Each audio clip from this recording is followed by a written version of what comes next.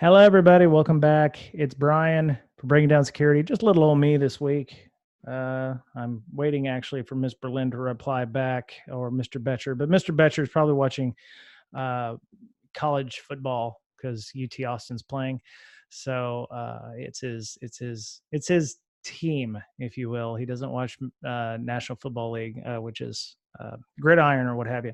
So it's just me this week. Miss Berlin's at I think at an amusement park with her kids. So as we always say here, family comes first. Podcast is always second. And but we're not slouching this week.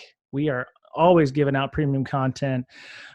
We actually have a podcaster or someone with extensive podcast experience that had to help fill in this week, and it's Tracy Maleeff. Welcome.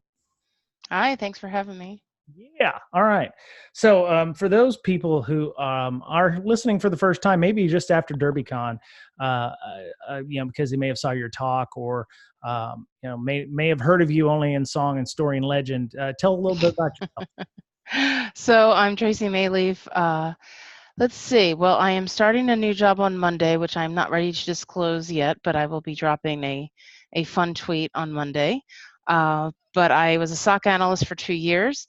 Before that, I was a librarian, so that's my big claim to fame, that I made the career transition from library world into information security. And I love giving talks at conferences, and I try my best to talk about things like OSINT and customer service, which I've called empathy as a service, and just dealing with end users using a lot of my experience from library world and all the customer-facing positions that I've had. And like I said, I'm big on research and OSINT, and I like help connecting people with information. Okay. So when you say librarian, I'm thinking of one of two things: either the lady who checks out my books at the library, or people who run around the world trying to find ancient relics and stuff, like on TV, like with Noah Wiley and stuff. I'm sure it's neither one of those. No, and the Noah Wiley one, I know the show's called The Librarians, but that's not what a librarian does. But I was hoping so. Yeah, no. I spent most of my library career in law firms.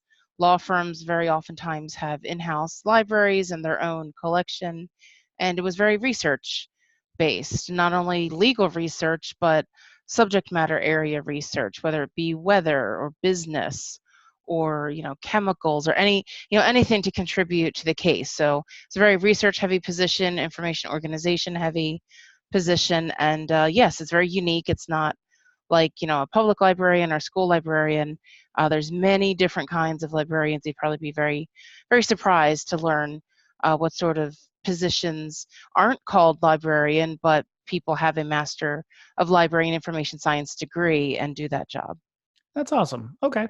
Yeah, I was unaware when I first heard of you, and we had you on the show. This isn't the first time we've had Tracy on the show. We've had her on last year about this time. We also had her, I think, a couple of years before. She was on one of our podcasts with Podcasters at Derby, which is great. I think that might have been the first time I actually met you.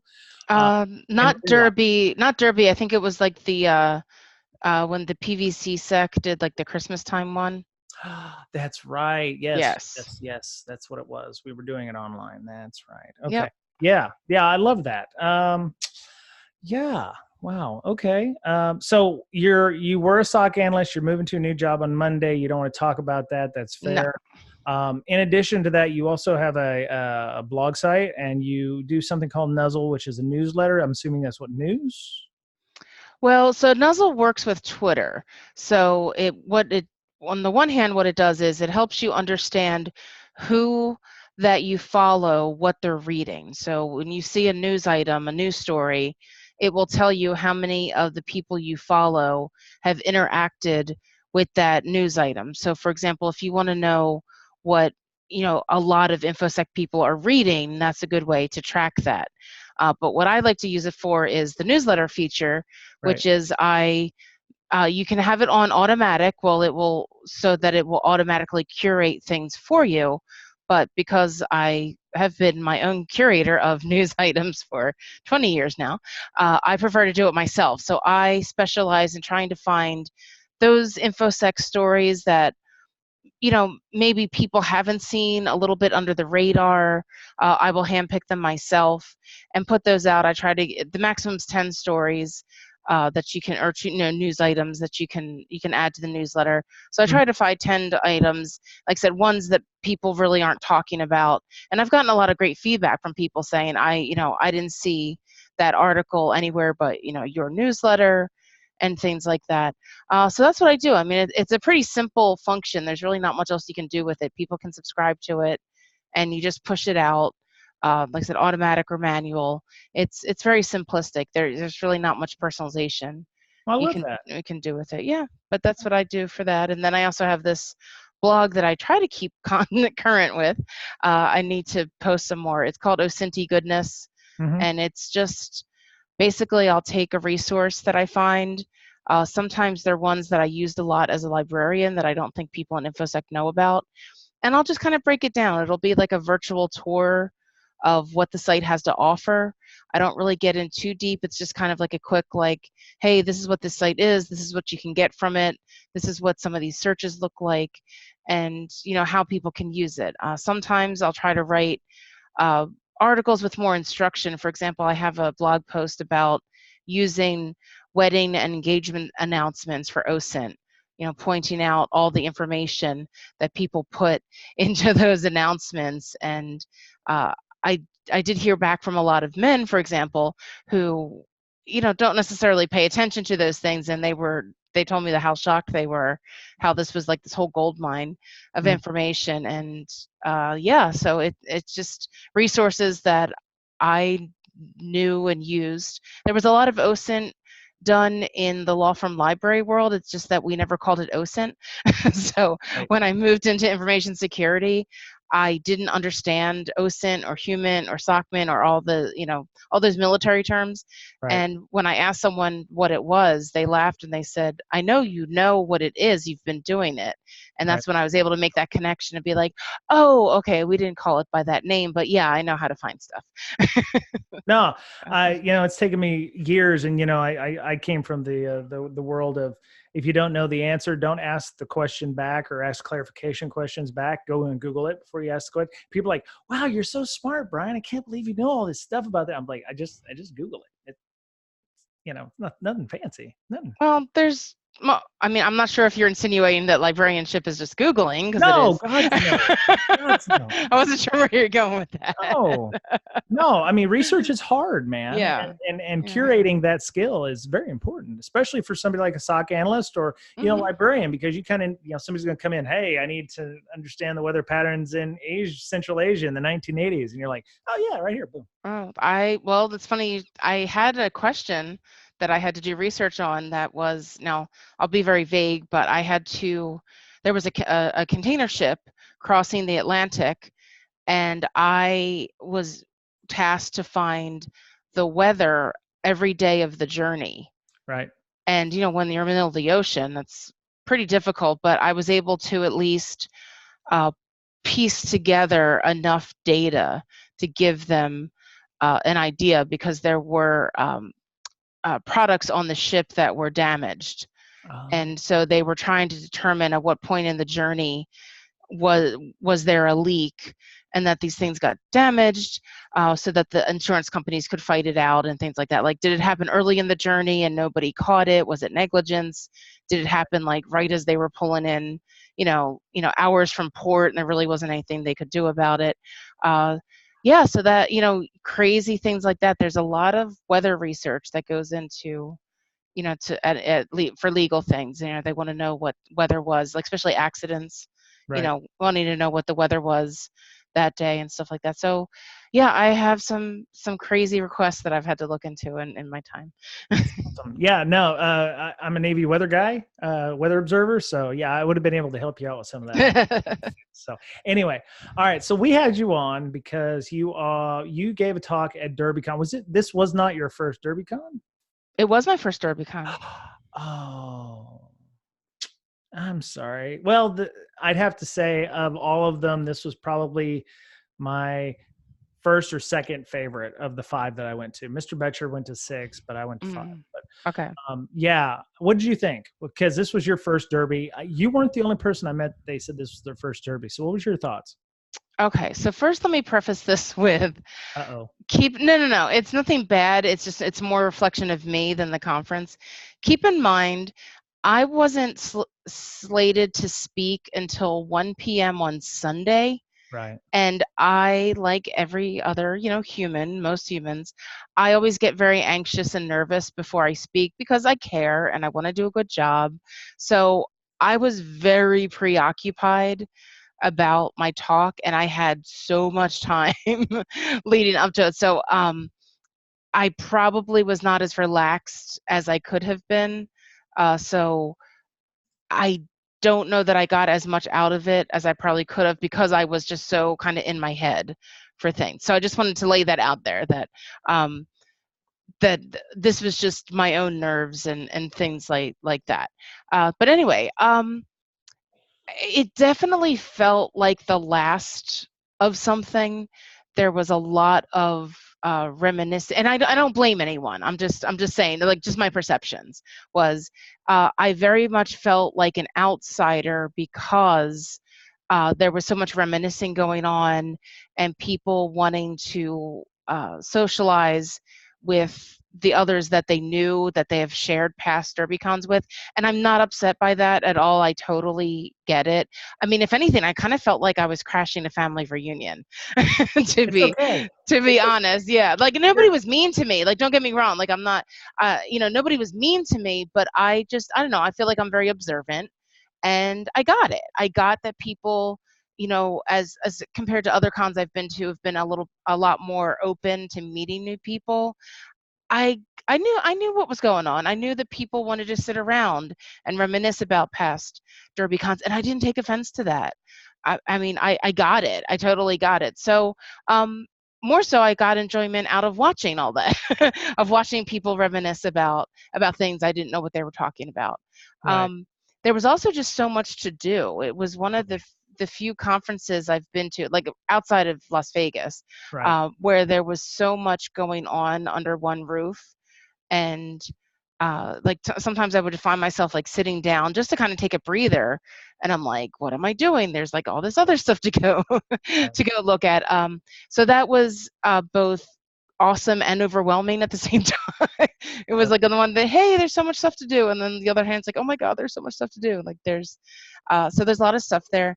um I thought it was interesting. I was very shocked that I was accepted because I know it's a very technical centric conference. um, but I was encouraged to submit to it for two reasons. One, obviously, it being the last one, I thought now or never. I Right. might, if I ever wanted to speak at it, now's the time. But the second was in May, I gave a version of my talk at the Health ISAC conference, and I remember that they put this empathy as a service talk in their technical track. And I Hmm. remember asking them, was that a mistake? And they said, no, technical people need to hear your talk. And Agreed. then when I got such a high audience rating, I think I got like a 4.8 out of 5 or something like that. Nice. That's when I got it inside my head. I was like, oh, like I see that DerbyCon's, proposals are open. Right. This went over well with the technical group. It's the last year, why not? So Right. yeah, that's kind of how they came out. So no, I mean, Louisville's nice. I did go to that what's it called, Spinelli's. Yes. I Yeah. went to Spinelli's. Now keep in mind, remember, I'm born and raised in Philadelphia, so they keep calling this Philly style pizza. Oh. So that was also why I was curious. I was like, I want to see what they're calling Philly style pizza. Okay. So nothing derogatory, but I figured out why they call it Philly style pizza. And let me explain, because I did ask some questions when I was there. Because Okay. I see the pizza, and I'm like, all right, I'm not getting it from the from the visual. And I asked the guy, and he said it was the owner's grandmother's recipe. And Okay. I'm sitting down to eat my slices with that in mind. I'm thinking, all right. And being Italian, I'm assuming he probably called her Nona. So I'm like, all right, but what's about Nona's recipe that's Philly? Okay, what I've determined is the sauce that they use at Spinelli's is the same type of sauce we use on something here in Philly called tomato pie, which is not pizza. Uh-oh. Tomato pie is not pizza, but the sauce was very distinctive and the same kind. So I'm thinking that this guy's grandmother, if she, since she was from Philly, would make this Philly thing that we call tomato pie, and then he then made that into a pizza. So I feel like I cracked that code there, because I was thinking, like, we're not necessarily a town known for our pizza. So I was trying to figure out how this was Philly style pizza. So it's baked in rectangular sheet pans, typically minimally topped with tomato gravy, or baked into crisp browns that could double as plain old pizza. Okay. Well, see, we don't call it pizza though. We call it, so an easier way to explain it, it's basically like focaccia with tomato paste on it, and then you Okay. take that dry, grated, like Parmesan or Romano, Oh, and yeah. you sprinkle it on top, and you eat it cold. You don't heat it up. You eat it cold, I don't and hate that. it's good. It's great. Like, it's really good. And the sauce is, it's tomato paste consistency. Right. It's thicker, and it's like a tinge sweeter. Okay. I can But see. no, it's great for like tailgating, because then you don't have to worry about it, going back. Like, you can just have it out. So people Right. will get like giant, yeah, and they're usually like, they're rectangular. So that's what I'm thinking, is that this Spinelli's grandmother used to make tomato pie, and he decided to make that into pizza, and there we go. So I was satisfied with that little pilgrimage to Spinelli's. No, that's cool. Yeah. So we ordered from Spinelli's the last 2 years we were there, because we did the BrakeSec pizza party and stuff. And Mm-hmm. I don't know what pizza you got, but we ordered like chicken and waffles pizza, the barbecue chicken pizza, the hot wings pizza, that kind of stuff. Oh, I just had plain. Just Uh, cheese. Okay. yeah, I have a theory that you can judge a pizza place or a bakery on how well they do either their like plain cheese pizza or a glazed donut. See, you and I believe you and I are part of the same, Yeah. because I'm like, if I go to an Italian joint, I order the lasagna, because if they can't make a decent lasagna, then Then they can't make anything else. Yeah, like if you want to go to a bakery, like, try the glazed donut. If they can't figure out a good glazed donut, then they right, can't figure out anything else. And a cheese pizza, if they mess up a regular cheese pizza, then they can't do anything else. So exactly. yeah, yep. No, I like to do my baselines. Sauce, cheese, crust, done. Market. Yeah, exactly. Yeah, and if you mess that up, then then I'm not interested in anything else you Okay. have. Oh, that's cool. So you're from Philly, Geno's or Pat's, or do you have another preference? Ugh, they're for tourists. Yeah, I figured Yeah, Geno's and Pat's yeah. at first. Yeah, the only time I've ever been there, I went to Geno's. I didn't go to Pat's, and then I was told by a local Philly person, you went to the wrong two places, and I was like, oh. Okay, so this gets complicated. It's A probably like a gin, religion. It's a religion, I would imagine. yeah. So, well, here, let me say this. So, those Pats and Ginos are for tourists or drunk Philadelphians. The only time I find it acceptable to eat there, if you're from here, is if you're drunk. Because there's been many times at like 2:30 in the morning when I've been there, because like, it's like, that feels like the only acceptable time to do that. Right. My favorite cheesesteak place is one in the suburbs that it's just the one that I grew up going to. Okay. And yeah, it's like, it's, yeah, your favorite cheesesteak hoagie place is usually going to be like yeah, much like a church parish, like what the one you grew up going to. Right. I don't believe in Cheese Whiz. I think that's like some nonsense. Not with You whiz or without? No, I'm good all about fried onions, but no, it needs to be American Great or American cheese. provolone or something. Yeah, like that Right. whiz is that's, again, if you're drunk, go for it. But Yeah. if No. you are a sober Philadelphian, you have no business eating something with cheese whiz on it. Ooh, Golden Throne. Ooh. Okay. All right. Well, I'm glad you got to go to Derbycon, and I wish that Yes. they were coming back again, but I understand that they're trying to create some Derby community kind of stuff. You know, InfoSec Campout's always available. We'll be here next year, so if you want to come and camp out with us, it'll be fun. Neat. Okay. Yeah. What do No, I'm grateful that I had the experience to go, and I was, like I said, I was well aware of what I was walking into, which was, yeah, the last call, right. and and so that changes the dynamic of it. But again, I'm not. Please don't, anyone who loves Derbycon, I'm not saying anything bad about it. I'm just well aware that, yeah, like I was kind of crashing a family reunion slash funeral sort of thing. And I just felt like I was respectful. I didn't bust up any people sitting around talking about the old days because I figured they wanted to do that. But no, I went to the mental health village. I went to see the vendors, the different little breakout things. Yep. Uh, yeah, no, it was a nice little conference, and I could just see how much joy it brought people. So that was just kind of fun to walk around as an outsider That's and look at everything. Yeah, yeah. I kind of feel the way you felt when I went to my first one too. I was like, oh, I'm on the outside looking in. All these people have been here before several years.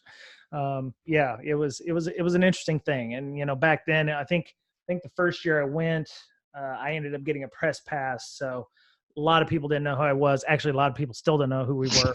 Um, but yeah, it was nice that they allowed us to give us press passes because I ended up giving both my tickets away for this, so to people who could actually go. So you were talking earlier, and you said you felt a little out of your head, and you didn't feel like you gave that talk very well. I watched that on YouTube, Oh, and I no, thought you killed it. You killed it. oh, no. Oh, You no, did. I don't think I didn't do well. I just think I just get nervous before I talk. That's all. I didn't get any of that from you. You were Well, like thank you. Well, half. see, well, I appreciate that. What happens with me is I'm like super nervous up until it's showtime, then I'm all jazz hands and smiles. Oh, But yeah, and I had a roommate for this, so yeah, and she knows me, so I already warned her. I'm like, I'm going to be a maniac up until my time to talk. But right. no, as soon as I get in front of that microphone, I'm good to go. But it's just leading up to it. It's just because I care too much. I just want it to be good. But no, I really appreciate that. Yeah, I wanted this to be a great talk. I wanted to be a part of the last Derbycon and just give this great talk. That was phenomenal. Yeah. So the reason we're having you on, other than the fact that Mr. Berlin and Mr. Betcher are out with family and stuff, and I wanted to have you on, was because I was really, really impressed with the talk, and I wanted to have you on again. And we wanted to talk a little bit about the talk. We're not going to talk about every part of the talk. We're just, I have a link in the show notes to the full discussion. If you want to post a different talk, like if you think you did better at the ISAC conference or whatever, we can always add that one to the show. But I watched the one from Derbycon, other than the slight buzzing, which was not your fault with the Yeah. audio. It was a great, solid talk. No, no, You no. I think that I did well. That's not, I don't think I said that. I just said that I was nervous leading up to it. And this was the only time that this talk has been recorded. So that's the only one to okay? watch. Yeah. Well, I went to Jason Blanchard's talk on, I want to say it was Sunday morning, and he was talking about how, if you give these talks more than once, sometimes you'll go back and you'll watch talk from previous and be like, oh yeah, you might get some questions from that, and that will, you'll add that content to the next talk and whatever. So you'll Oh, have a yeah. chance to hone that along the way. Learned a lot from his talk. Actually, it's probably one of the best talks I've seen at any DerbyCon or any conference I've been to, only because it really deeply affected me. I was like, oh, I'm not doing some stuff on the podcast I should be doing, or Gotcha. I'm glad I'm doing some things that he's like verified that I'm doing things right. So, yeah, I'm just making that up. So let's go ahead and get started with your talk, because we Okay. spent a little time discussing you. The first thing you started off by saying was, and this was very shocking to me, InfoSec is a service industry job. That kind of demeans the whole industry, doesn't No, it? I'm just no. kidding. I'm kidding. Wow. No, we are service. You're an elitist if you think a service industry job is beneath you. No, oh gods, no, no. No. You're just preaching to the choir, because Yeah. we are very service related. We are very customer facing, even though we don't like to admit it, or we don't want to necessarily be customer facing. Which Well, I can I say though, for those who haven't seen the talk yet, that slide I had to stop because it got hoots and hollers and a round of applause, and I was not expecting that. yeah. I I couldn't believe that happened. I was like, okay, like all right, these people are with me then. This is great. Yeah, yeah. It doesn't matter if you're a SOC analyst, being in an MSSP, or if you're a red teamer, doing every bit. And we've had discussions about ITIL, which is a service based, how to run your organization as a service based organization. We actually need to have that guy back on again, or have another discussion about ITIL, because it was really awesome. But you you hit it right on the head. We are a service-based industry. We always have been, always, I think will continue to be. And you say that customer service is an attitude, not a department. Could you expand upon that? Sure. Well, I mean, a lot of times people think it's someone else's responsibility to provide customer service, and it's not someone else's. It's not, everybody should participate in customer service. It's not one centralized department. It's everybody's job. And that was, I didn't come up with that quote. That was a quote that I found, but I felt like that specifically articulated my point. But yeah, customer service is part of everybody's job. And yeah, it's an attitude you have that you are, trying to connect with the end user or customer or patron or whatever they are, or if it's another department. That was the other point that I was trying to drive home during my talk. I wasn't just talking about the what we call the end users. I'm also mean like your fellow tech departments. From our perspective, security touches everything, whether or not the other tech departments believe it. you know that's where your customer service comes in. You need to be nice to them as well. Right. Even though they may be tech savvy enough and maybe know better to do some things, you still need to treat them with customer service because we all work together in the same organization. So I was trying to drive home the point that I'm not just talking about the admin assistants and the vice presidents. I'm talking about maybe the network architecture department, or some other tech division within your company. Right.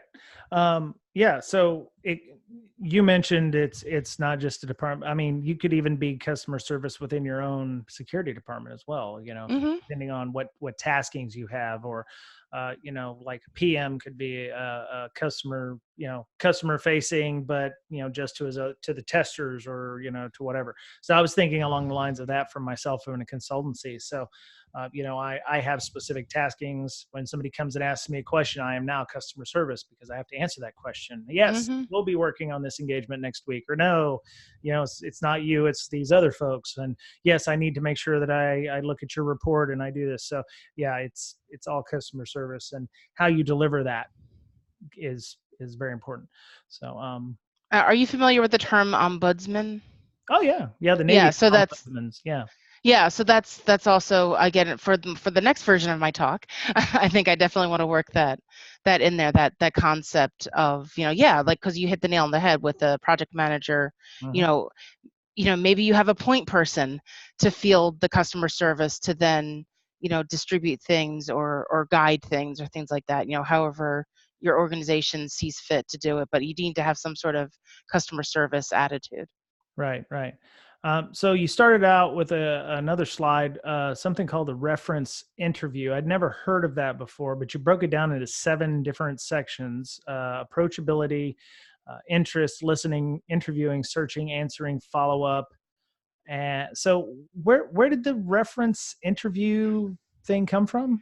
It's from library science. I don't know exactly where it originated, but it's something when I was in graduate school for my library science degree that it was just, I'm joking when I say this, it was beat into us, but I mean, it's something that we discuss and that we break down and that we analyze, and it's just these steps that by the time you get your graduate degree in library science, it's like second nature to you.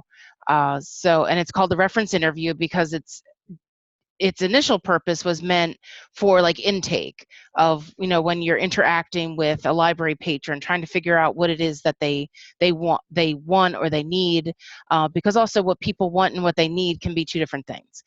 They can be asking for one thing, but what they really need is another. And I ran into that all the time with the attorneys. A lot of them would be very intent on asking for this one specific title, when I would have to say to them, I know you're asking for this, but what you really need is this. And being able to anticipate those needs, Right. is where that came in. So yeah, when I joined the InfoSec world as a SOC analyst, how this talk came about is I was just very shocked how end users are being treated, not just in my workplace, but just like looking at, say InfoSec Twitter, for example, and seeing just the disdain and contempt, and I'm thinking to myself, like, they're why we have jobs. And, unless your company actually produces a security product, most of us are performing a security service. Mm-hmm. And it was something that really didn't sit well with me. So I was trying to problem solve, and that's when I just kind of had this light bulb moment of, oh, this is a reference interview situation, and how can it's like, oh, let me figure out a way to correlate this so that I can explain to people, how you adopt this attitude, because these steps have already been outlined for us. So that's kind of how this all began. Right. My wife works for a company, and she's a Uber PM, program management, portfolio manager kind of stuff. And she does the 5 whys. So when somebody comes in, we need to do this. She's like, why? And by the time she gets about the 5th why, she gets the right query. Mm-hmm. She gets the right answer. It's like, oh, okay, well, we need to be able to move a file. Okay. Yeah. You're wanting to do is way overkill. So yeah, I'm hearing a lot of parallels between Mm-hmm. the interview, the reference interview, and what you're doing there. So that's pretty awesome. So you had several stories in your discussion. I got the E.E. Cummings reference when you mentioned that. Thank you. Thing, yeah. Yeah, that went over a lot better than I expected it to. I was very surprised. Yeah. So I think we should explain that. So I made an off the cuff comment of talking about how you rate emails to your end users. Right. And I said, look, you're not E.E. Cummings. Use full sentences and punctuation. Because the poet, E.E. Cummings, is famous for just doing these all lowercase, no punctuation, free thought poetry. But when you're corresponding with your end users, I gave an example of, you need to have a salutation. I was able to show an example of, in 2 sentences, I was able to convey 4 very important pieces of information. You have a closing sentiment, and then you have your name, and, basically, your SIG file, like, who are you? Where do you fit into all of this? How are you going to help me? So the 2 pieces, or the 4 pieces of information in the 2 sentences was, it was, thanking them, because my point was they didn't have to contact you, so you need to thank them for contacting you. The second is you reiterate why they contacted you. Just saying that generic, like, thank you for your email, that can read like, I didn't really look at it. I didn't really look at it. So you reiterate, thank you for contacting us about the phishing email, or the suspicious email you received. What was my second sentence was, we will review and get back to you within a business day. Tell them the action you're going to take, and give a reasonable amount of time was that when they can expect an answer. And then it was like, sincerely, and my name. And a lot of people, like, I could see that was a revelation to them. Yeah. Even myself, because I don't like necessarily writing them, because I don't like writing a lot of email. To be honest, I'm actually more of an in-person kind of communicator. Mm-hmm. My worry is that when I send something out, I'm not very tactful, or I lack. I don't know if I'm getting my point across when I'm writing in an email. So for me, working at Leviathan actually has been somewhat of a godsend, because I can actually go to the people that I'm asking the question of and say, hey, here's what I need to talk about. I don't send the email and then follow up. I actually just go to them and say, hey, I need to talk to you about this. But yeah, it does take a bit of finessing to get that done, because I do work with a lot of customers, and I agonize over the emails that I send. And sometimes an email that should really only take about 30 minutes has taken me anywhere between an hour to an hour and a half to send, and that's wasted time and effort, as much as I hate to admit it. But it's like, did I get all the information in? Does it make sense? Are they going to have questions? Because my thing is, I always try to, I try to threat model my emails. It's like, well, what are they going to ask after this? I need to make sure that I add that. And then by the time I, overthink it, it's like, oh, is this email going to be good enough? Is it going to suck? Am I going to have to write them yet another email? So yeah, I'm probably overthinking the whole deal of approachability. But yeah, tone of writing is very hard. It's very hard. It's definitely a skill that you have to learn over time. So, But you hit the nail on the head, which I addressed this during my talk, is that yeah, these are things that you can learn and hone. I mean, like anything, some people it's going to come more easily to others, but it's not impossible. It can be learned and right, honed, and that's why I wanted to show that example of how just 2 sentences can convey so much information. right. And so yeah, it's definitely something that can be learned. And yeah, it took 2 seconds to write the email, you're off, and then you can work on solving the problem and do that. Yeah. So you told a story about, you said, I didn't know there were humans in security. This was a lady who had sent you an email. Yeah. What what was the climate like at your organization that it was such that she didn't actually realize people worked in that department? Well, this happened, like, I would say within my first month of starting. So I was still, everything. This is my first job in security, so everything was new to me. Hmm. Um, so to answer your question, the best that I could tell and what I'm remembering from that time, because now it's been 2 years, I think it's just that they didn't really interact with end users, like didn't reply to emails. Um, I think that things just didn't get answered, Hmm. or very rarely, and that's what my guess is, because I just remember, replying to something and her just kind of being gobsmacked Hmm. that there were people, on the other end. And that's when I started asking questions like, well, what do you mean you don't talk to these people? And I don't I don't understand. So that just did not seem intuitive to me. So and it was just basically, I think she submitted something that she thought was suspicious, and I, did some sort of reply, and that's when I got that response, and I couldn't believe it. Yeah. Um, oh, I can share with you an exclusive. I forgot to tell this story during my talk, but one of my favorite responses, or probably my number one favorite response that we ever received from an end user, was this woman addressed an email to the security department, and the salutation was "Dear Fish People" with a PH, "Dear Fish People." Okay. And Dear people. I think I tweeted that when we got it in. I just captioned the "Dear Fish People." I didn't send anything else, but I just was howling with laughter, and I thought it was hilarious. Like, "Dear Fish People."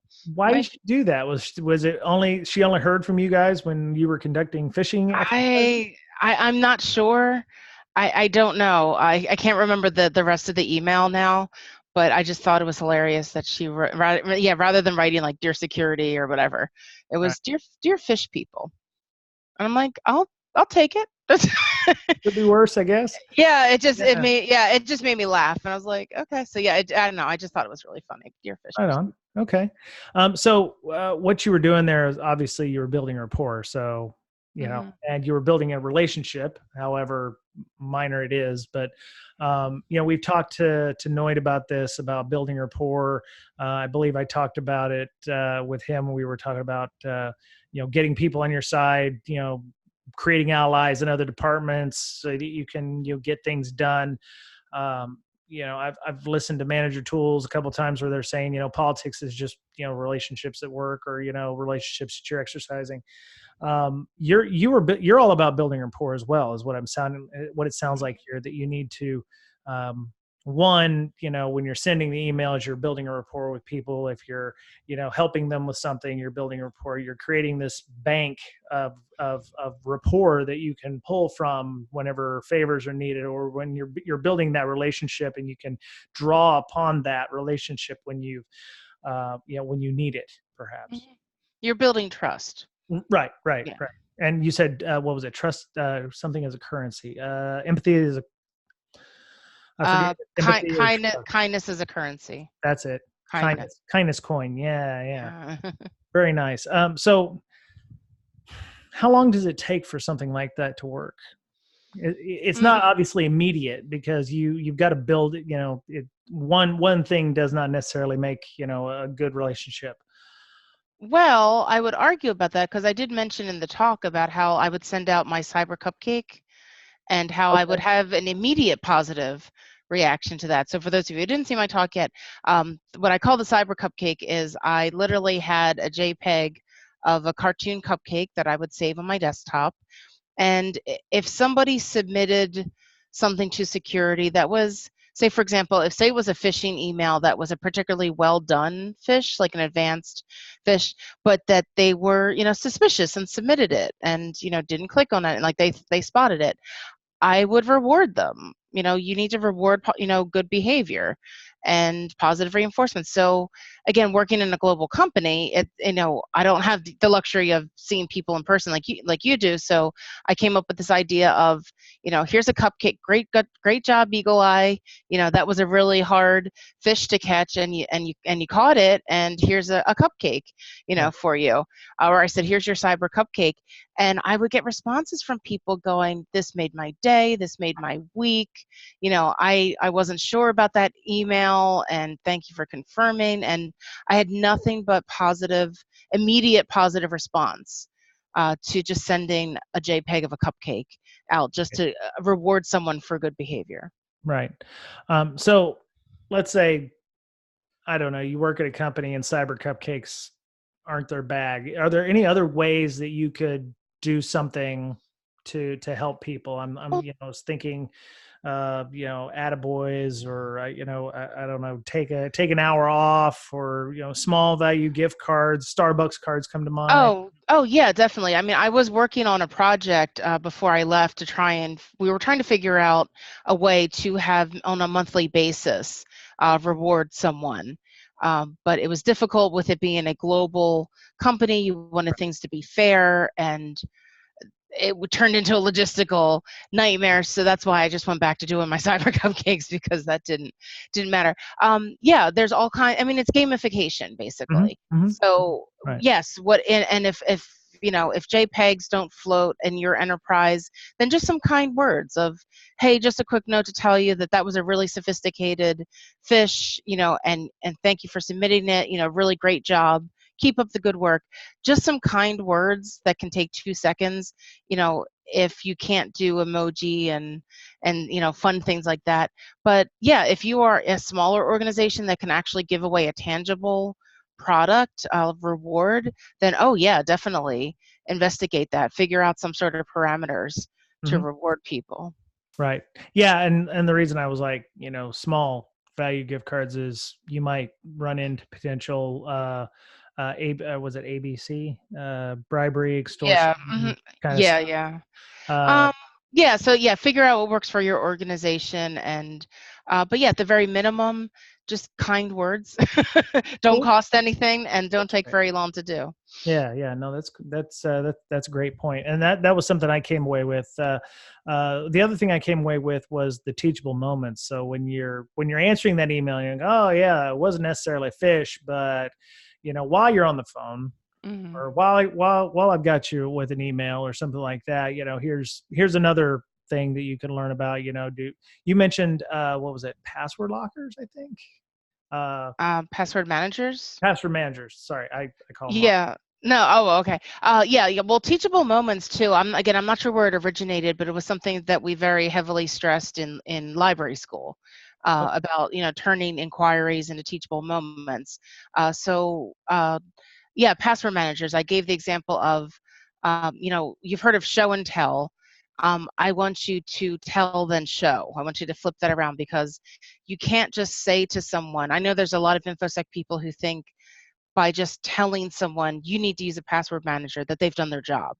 And my point was, okay, that means nothing. Like, you need to actually, show someone how to do it, show them how it works. Now, I'm very well aware that in your personal or work life, you may not have time to do that. So what's the next best thing? Tell them where they can find the information. Right. That's going to be, easy. Like, you can't just say, use a password manager and feel like your job is done. Right. That's not it. So that's kind of what my point was, of figure out a way to give them knowledge, and then that's more helpful than just saying something and walking. Like, you can't just say encryption and walk away. That's not helpful. Yeah.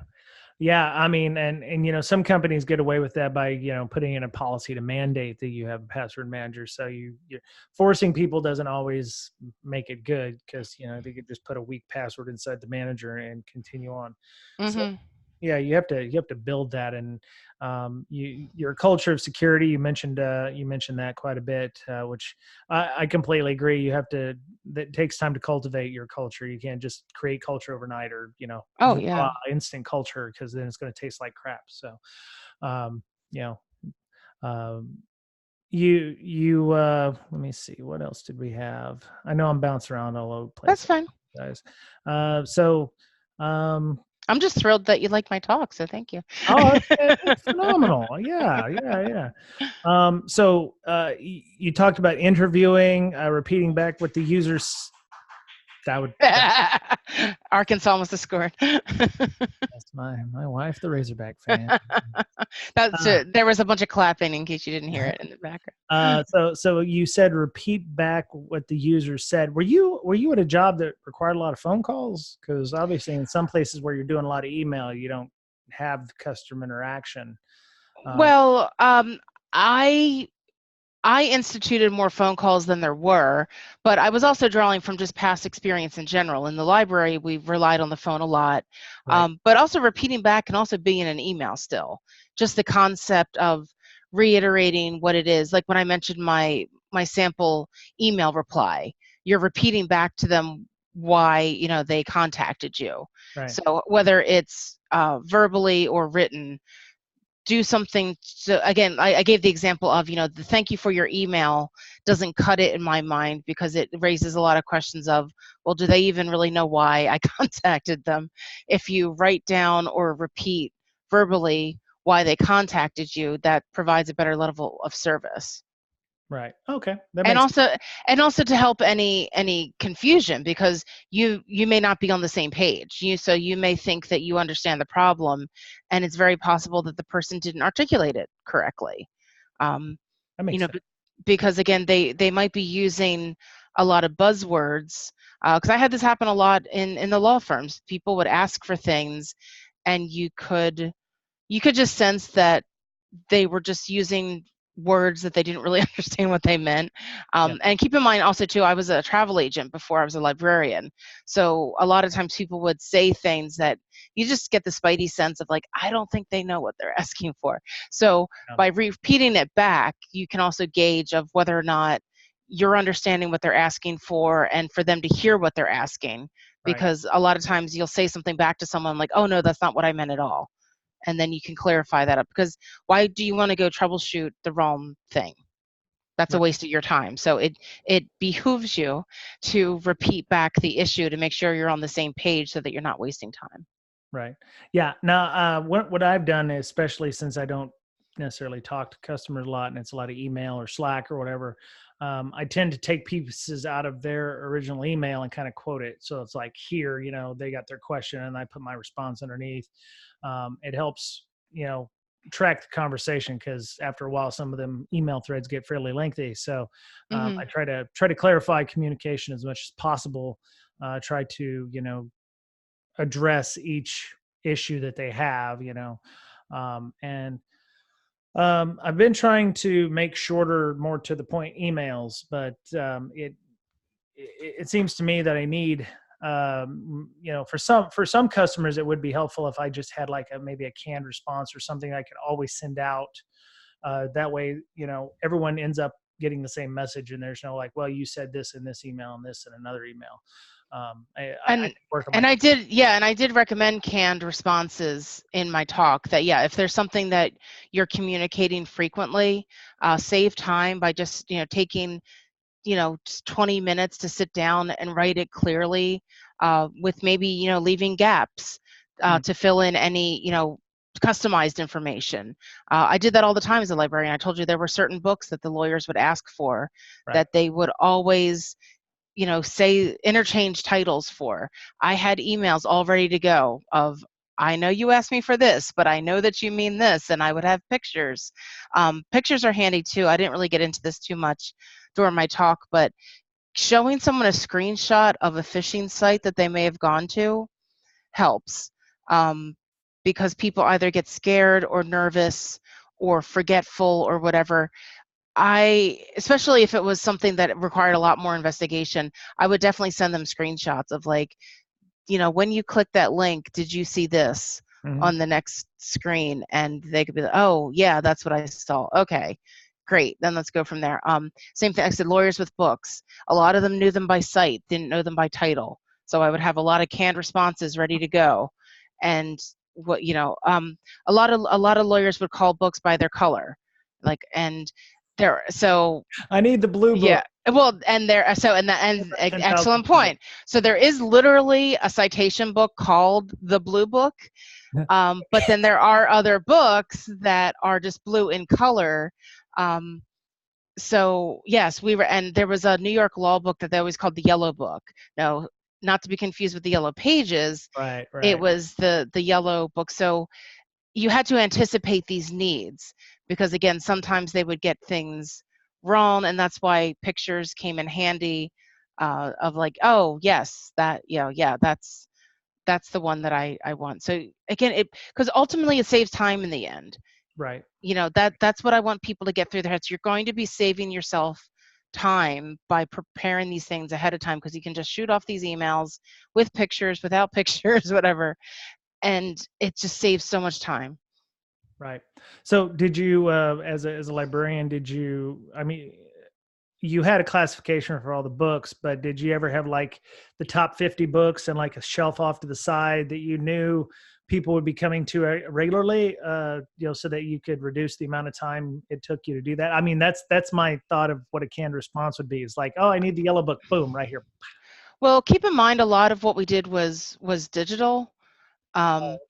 But as far as physical books go, yeah, most libraries have what's called a ready reference section, and we had that as well. So yeah, the most often used books, or just like general reference books, we had an easy access area for that. Yeah, most libraries have some sort of what's called ready reference. Oh, okay. To do that. But then again, also a lot of stuff is digital or was online research or things like that. One of the funniest emails we would get all the time in the law firm was we would get an email from an attorney with a link to an article and them going, I need a copy of this article. Like, I need this article. And all we would do was click the link and print it as a PDF and send it back to them, and they thought we were magicians. Oh my God. Yeah, that happened way too often. It was we couldn't get them to I couldn't get them to understand. And it wasn't that, now don't get me wrong, it wasn't that they were reluctant to click the link for any phishing things, because keep in mind, by now this was at least 5 or more years ago, when that was less in the common vernacular. Sure. It was just, for some reason, they just couldn't comprehend. I don't know what.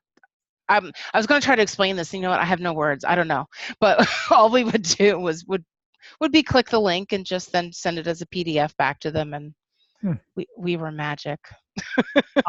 Obviously. Well, maybe I don't want to dog on lawyers, but yeah, I've never seen tech Luddites like a lawyer.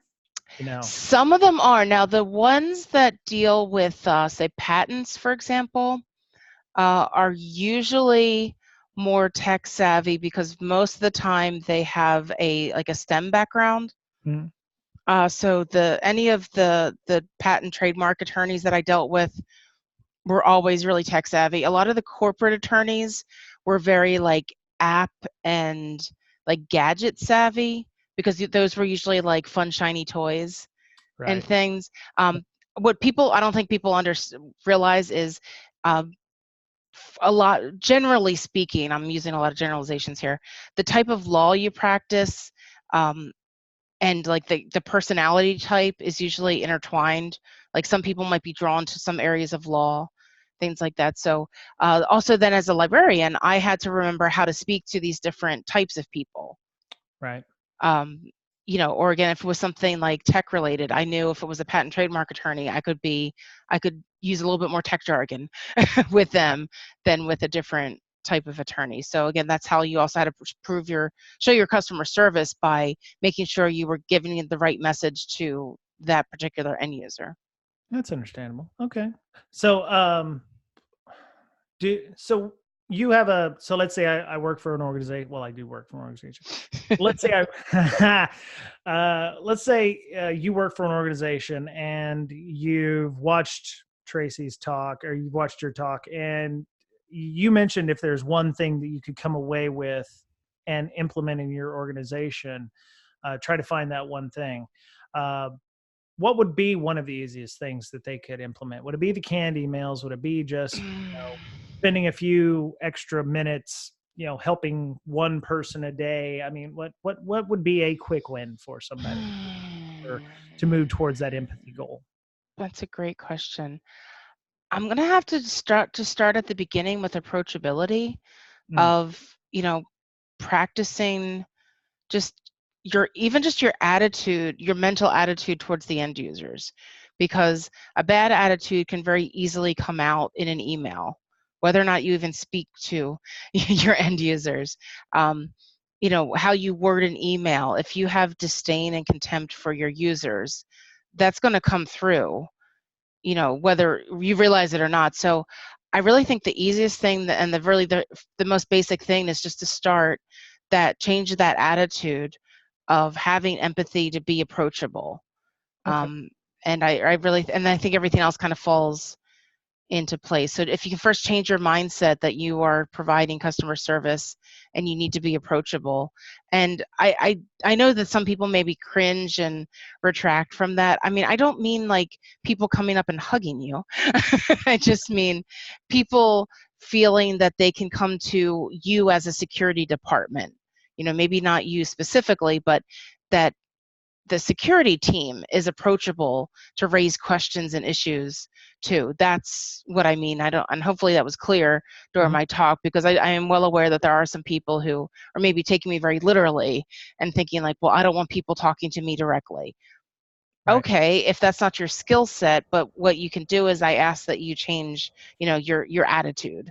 So if people can change their attitude about it, I think that's a great first minimal step. Right. Well, my changing my attitude, it all comes down to pretty much the first person I see in the day. I mean, there's been places where it's like, great, I'm going to have to deal with Bob again, or here's my obligatory Monday email from Jim, because Jim's clicked on yet another link, or he's wondering what this pop-up is that says he needs to update his system. uh, you know um, Well, do you remember the phrase that I told everyone is your new mantra? no, I do not. Bless their heart. Oh, yes, Yeah, yes. I said rather than have, curse words in your head or out loud, just take a deep breath, bless their heart for trying. And but I mean, it's your job. I know it can be frustrating. I am absolutely there. And I told a week before my last day at my old job, I ran into some end users who were trying me. They were testing me. But what I did was I managed to channel that into some parts of my talk for Derbycon. I Right. was able to catch my breath and think, oh, wait, this is an opportunity to work this into my talk. And I did just that. So, you know, I get what you're saying, that like, you can have one bad interaction and that can kind of ruin you for the day. But, you need to just get over that. It needs to, each interaction needs to be unique.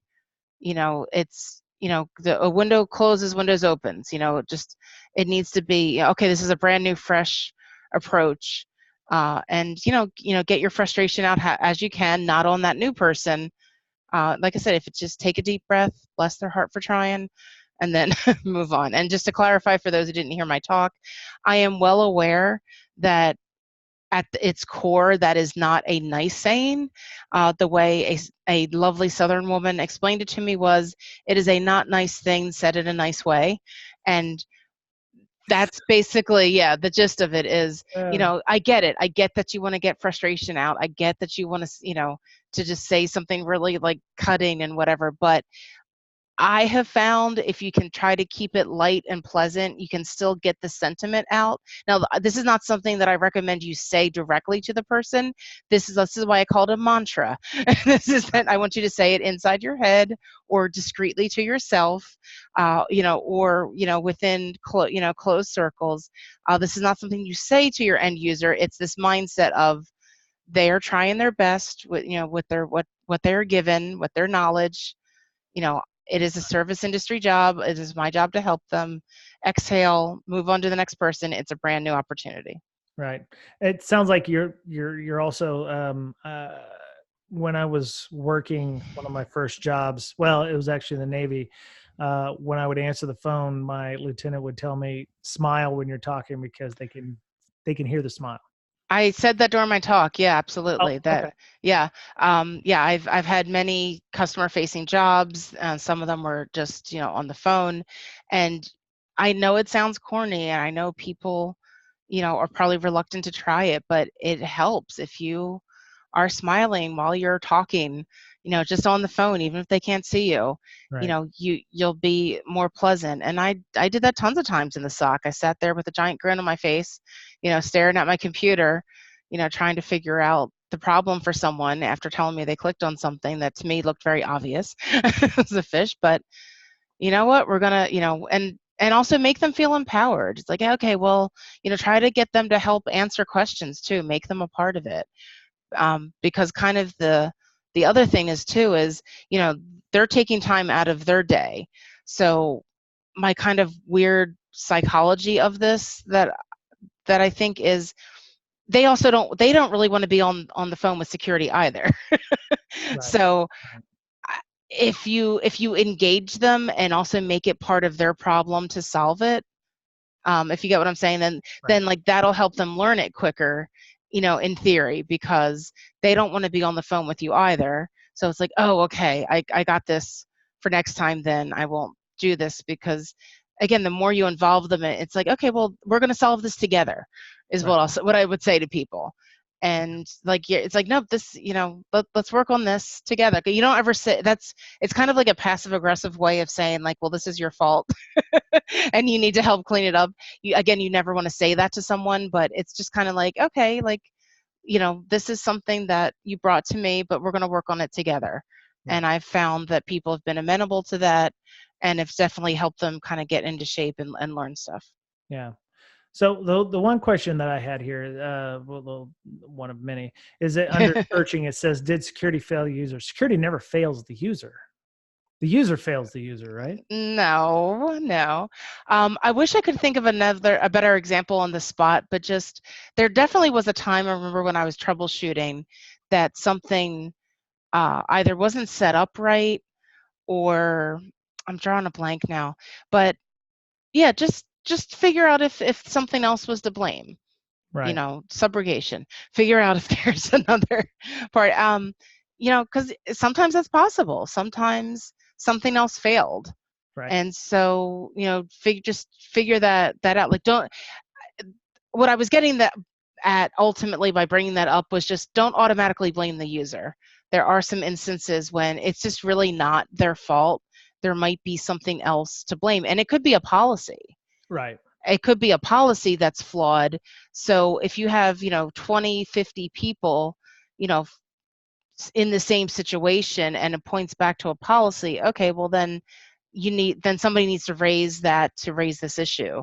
So Yeah. that's what I'm saying. It could be a policy, it could be a setting, it could be a product. Just rule out that it wasn't something else, because then that's your new issue, then, is to get that other issue fixed.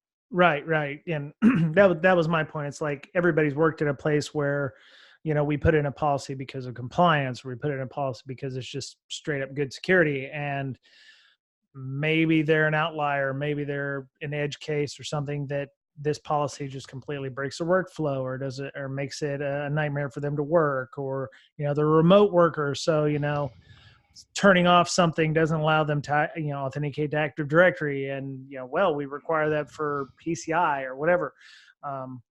So Oh, yeah. I just thought of an example, actually. Sorry, I just as you were talking. So I'm going to kind of keep this vague, though. So this one department within the organization, I'm going to say it's HR. It wasn't HR. Um, would have a standard email that they would send to people Mm-hmm. that people always submitted as suspicious, and it never was. Right. And when I personally noticed the amount of times I saw that email reported, I thought, this Right. is a waste of time for security because we know that it's fine. So what I did was I reached out to the not really HR department. I reached out to the department who was sending it out, and I talked to whomever was in charge, and I made a teachable moment of, here's how you can better design your email to not make it look like a phishing email.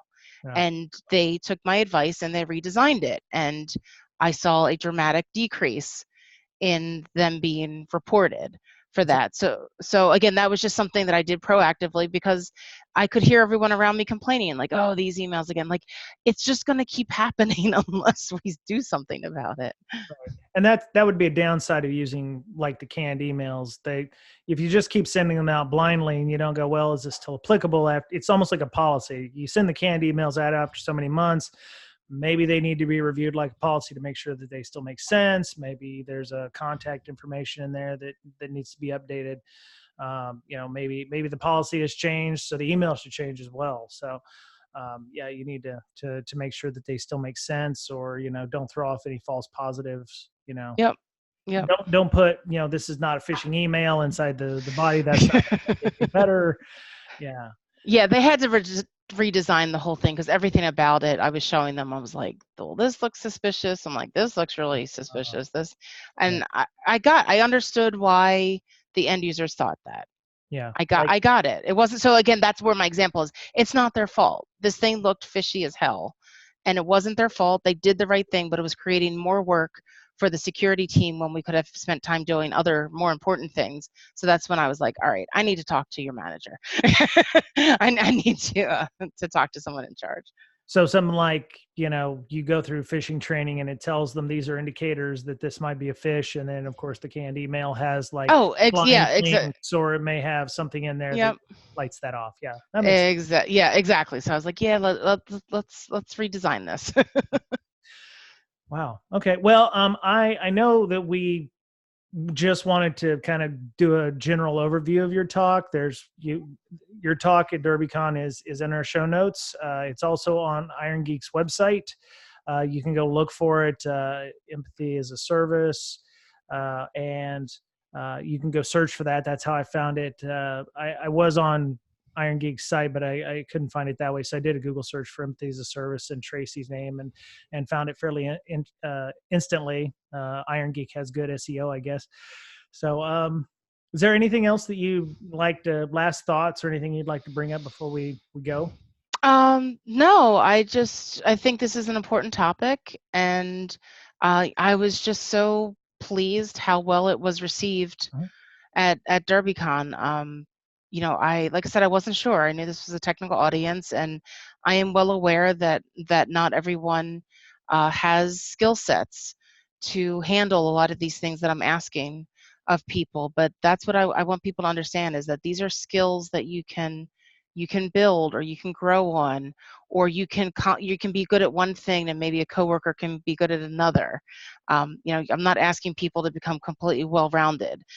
I've had customer service facing jobs for like my entire working adult life. So this has been cultivated over many, many years. I don't Right. expect someone unfamiliar with this to just be able to jump in and feel as comfortable as I do picking up the phone, which, I gave an example in my talk that my coworkers would be shocked of, what are you doing? And I'm like, I'm calling an end user. And like, you're calling them, you're talking to them. Like, yes, like this is going to be the easiest way to solve this problem.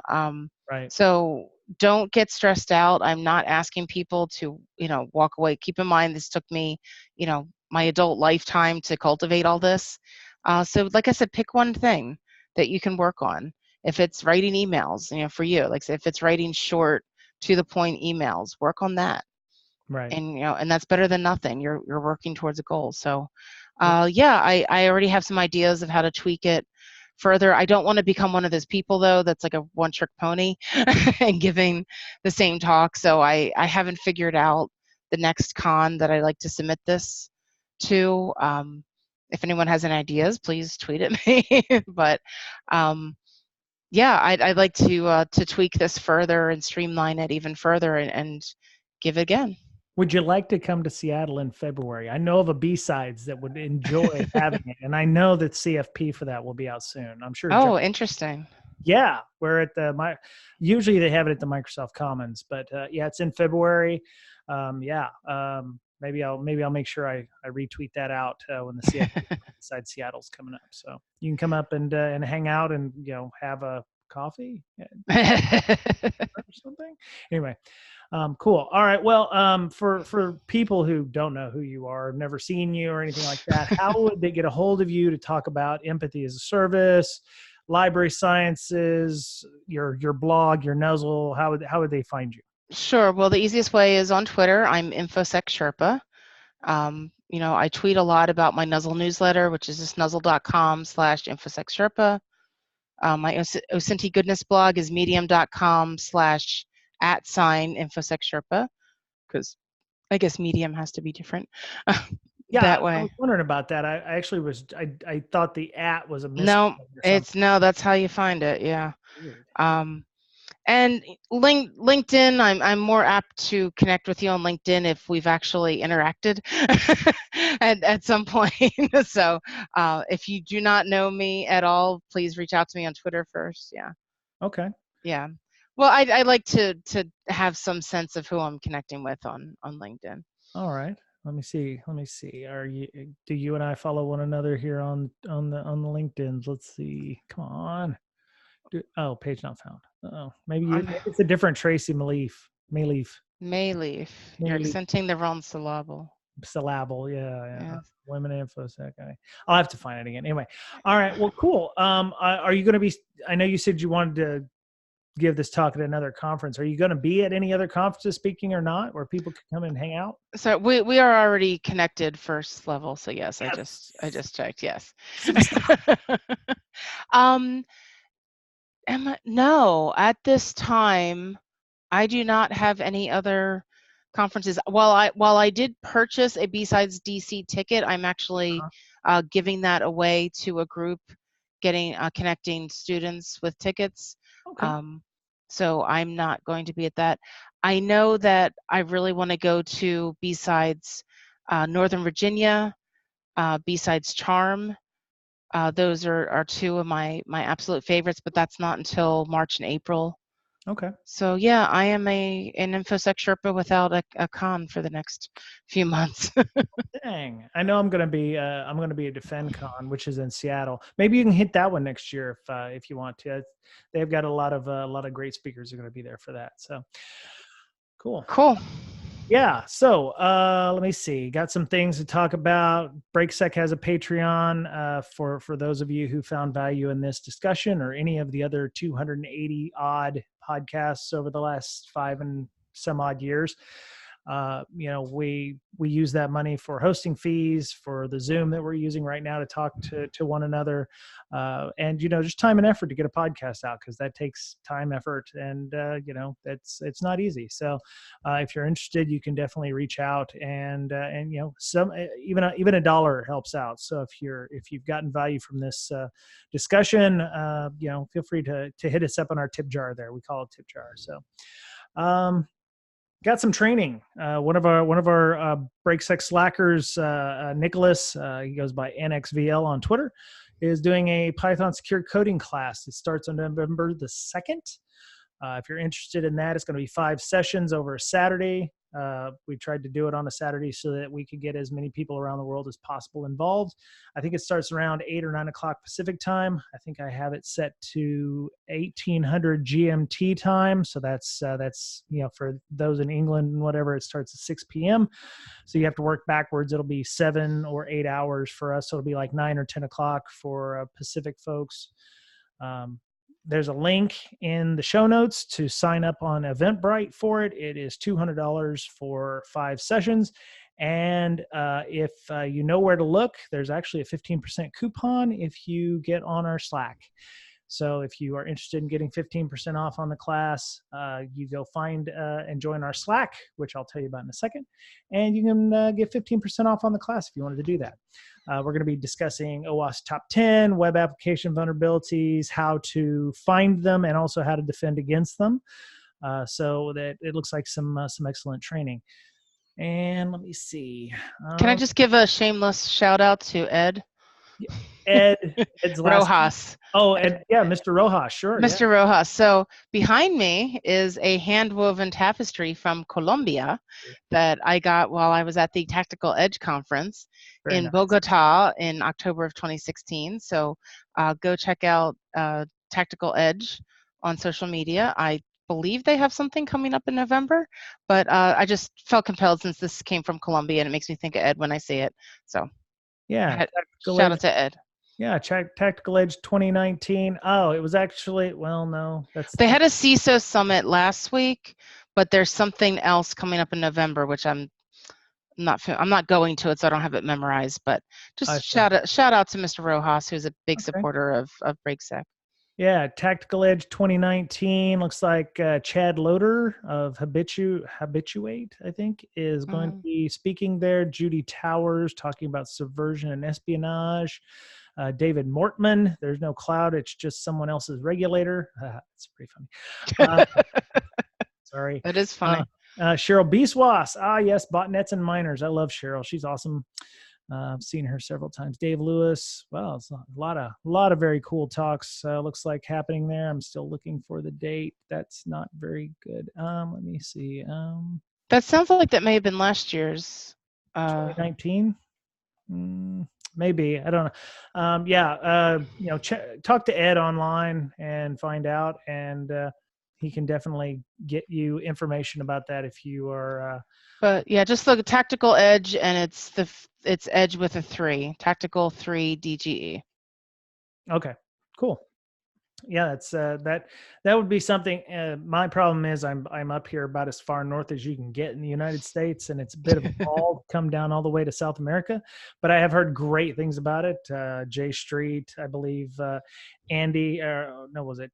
It was Andrew Kellett actually spoke there a couple years ago and said he had a phenomenal time on defensive security podcasts. So, yeah, I had a great time there. So. So we have a TeePublic store. If you want to get a custom BrakeSec t-shirt or coffee mug or anything, you can hit up our TeePublic store. That is teepublic.com/user/BDS podcast, all one word. Ms. Berlin is doing a lot of great work. I hung out quite a bit at the Mental Health Village. You said you visited that. How was that for you? Did you enjoy that? Yeah, I saw.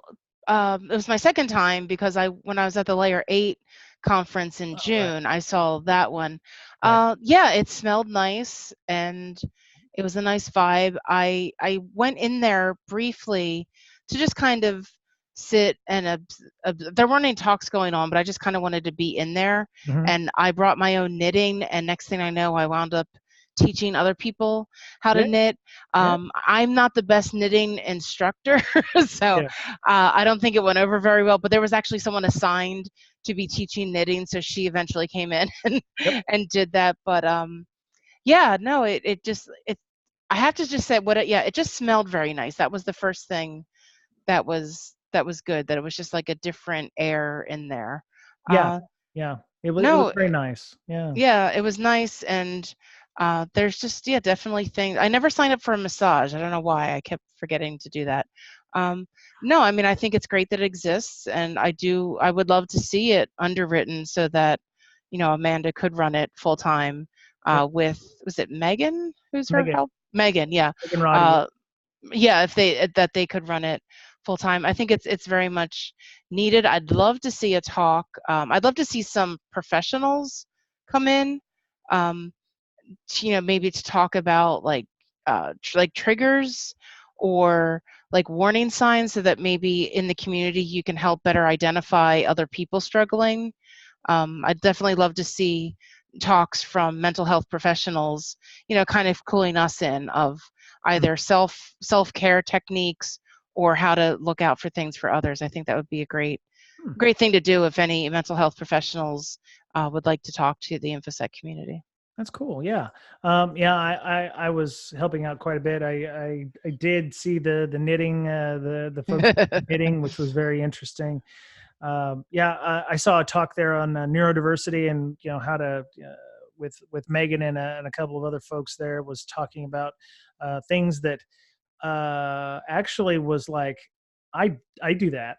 Wait, I do that too. And it's like, oh, it made me start wondering if I was actually on the spectrum at some point, or if I needed to go get tested, or, and it's not like a normal test. It's like there's some additional stuff that has to happen to do proper diagnosis. But there were some things that I was like, maybe me and my spawn need to go get checked, because she does things that I do some of the very similar things. So I was like, there's some very interesting things there. So I got a lot out of it. I got a lot out of the talks there. So if you are at a conference where that's happening, go and at least spend an hour or so in there with massage therapist, or just learning some coping techniques. So that was pretty cool. So Ms. Berlin, you can find her on Twitter, and you can also find her on our Slack at InfoSystir, INFOSYSTIR, and she is the president of the Mental Health Hackers Organization, and that on Twitter is